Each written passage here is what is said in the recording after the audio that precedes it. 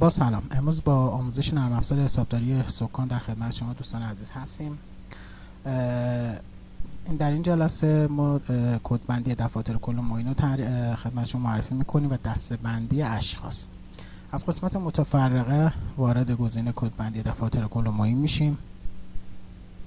تو قسمت فیلتر، البته من یه توضیح خدمتتون عرض کنم، این استاندارد کدبندی که اینجا میبینید شما تماما طبق استانداردهای حسابداری هستش و نرم افزار حسابداری سکان نرم افزار به صورت ان سطحی هست و حتی میتونید شما تعریف معین در معین هم داشته باشید. خب در قسمت فیلتر ما اشخاص رو سرچ میکنیم. این اشخاصی که اینجا میبینید شما دفتر کل ما هستش. دوباره که کلیک میکنیم وارد دفاتر معینمون میشیم که یه دونه به صورت پیش‌فرض اینجا داریم. حالا ما میخوایم اسم اینو مثلا تغییر بدیم.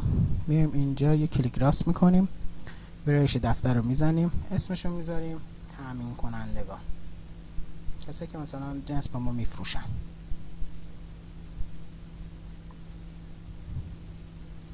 بله، تغییرات انجام شد. دوباره قسمت ساخت دفتر رو میزنیم. اینجا یه قسمت دیگه برای ما باز میشه، ساخت دفتر معین. البته ما اینجا اگر رو خود همین تامین کنندگان کلیک راست کنیم، شما میتونید ساخت دفتر معین طولی که همون معین در معین هست رو انجام بدیم. اینجا ما یه ساخت دفتر معین جدید رو میزنیم به نام مشتریان. این میشه دسته‌بندی ما در اشخاص. حالا اگه گروه های دیگه هم معین دارین میتونید اینجا وارد کنید. حالا ما مثلا وارد تامین کنندگان میشیم، دوباره کلیک میزنیم. اینجا مثلا ما به صورت پیش‌فرض یه دوتا اسم داریم، ولی وقتی وارد تفصیلی میشید اینجا ساخت دفتری که ما زدیم ساخت دفترمون میشه تفصیلی. یعنی ما میایم اینجا ساخت رو میزنیم، اینجا برای ما یه صفحه باز میشه که شما از اول کد حساب تفصیلیتون رو دارید، جنسیت اون شخصی که میخواید مشخص کنید هستش، نوع شخصتون حقیقی یا حقوقی هست تعیین میکنید، نام شخصتون مثلا آقای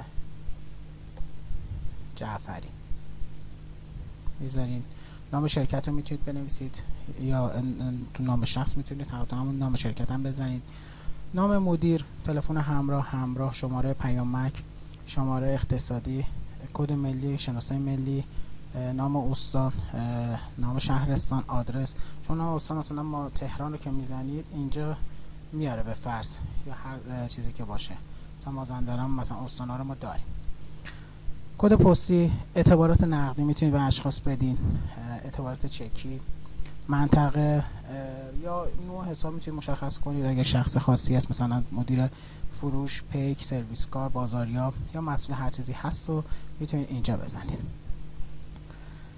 اینجا میتونید تخفیفات شخصی این شخص هم مشخص کنید. برای خرید میتونه از یک ریال باشه تا هر چقدر که میتونید بهش بدید یا درصدی بهش بدید که میتونید اینجا مشخص کنید براش. اینجا تایید رو میزنیم، F9 رو میزنیم. اینجا میگه شما اطلاعات مورد نیاز برای ساخت فایل مالیات انقساط میباشد، یعنی شما محدود قرمزایی که مشخص شده رو برای کار مالیات ارزش افزوده و فاکتوری رسمی که میخواید بزنید حتما باید پر کنید. این از ساخت معرفی کردن اشخاص در نرم افزار سکان بود.